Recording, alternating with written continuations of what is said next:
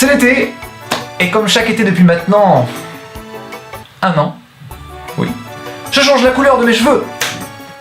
Voilà, et comme c'est l'été, il se passe pas grand chose en ce moment sur YouTube, ni dans ma vie, ni dans quoi que ce soit.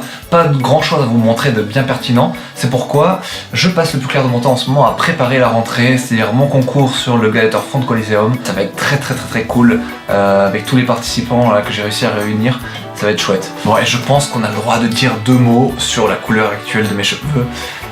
C'est une étape dans ma coloration. Je ne compte pas... La coiffeuse ici présente est d'accord avec moi pour dire que c'est une étape. On va changer ça un petit peu, on va rectifier le tir parce que c'était pas spécialement prévu que je me retrouve au final avec une croûte orange sur la tête. Donald Trump. Voilà, j'avais pas spécialement prévu d'être Donald Trump en fin de soirée, mais voilà. Donc attendez la suite. Pour les plus curieux, je continue cette vidéo avec un petit bricolage que j'ai fait l'autre jour ici dans le bureau, un petit aménagement bien stylé qui me facilite la vie au quotidien. Je vous laisse voir ça tout de suite.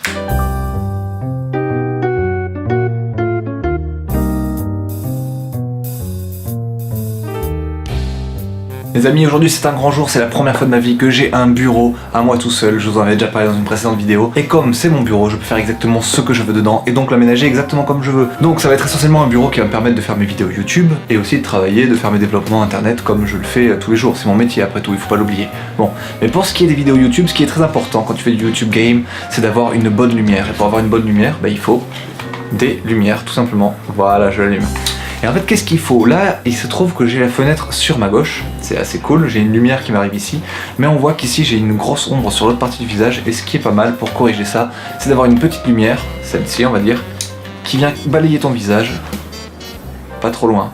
Voilà, attendez, je vais vous montrer, là on est en plein jour donc c'est un peu pas super évident, mais voilà. Si je fais comme ça, vous voyez, ça redresse un peu l'ombre que j'ai sur ce côté du visage. Donc aujourd'hui, on va faire un porte-lumière incrusté au mur de mon bureau pour pas que ça me prenne trop de place et que ça soit un peu esthétique aussi. Alors c'est parti.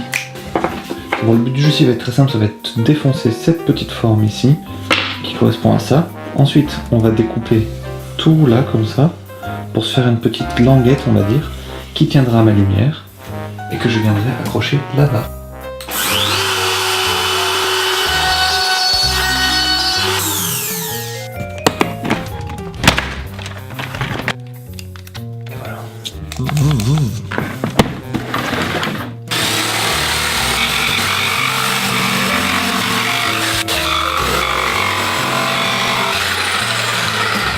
Et voilà. Maintenant pour les finitions on va venir meuler un peu ces parties là pour faire un arrondi ici, un arrondi ici. Je vais pouvoir arrondir un peu les angles globalement. On va faire ça avec la Dremel et ça va être cool. Allez c'est parti.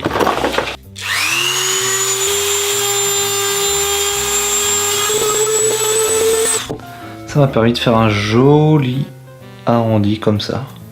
Voilà, ça permet de faire des finitions un peu à droite à gauche. Donc c'est parti.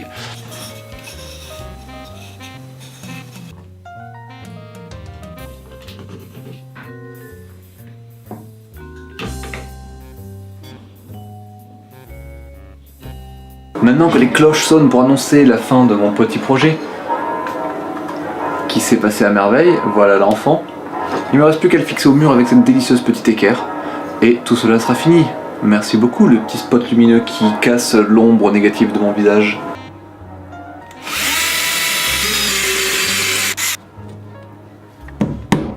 On y est presque, on change le forêt, le team forêt.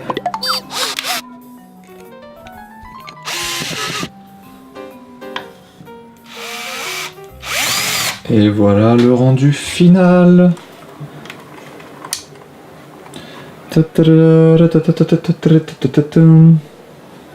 Que c'est beau, ces belles petites finitions en bois.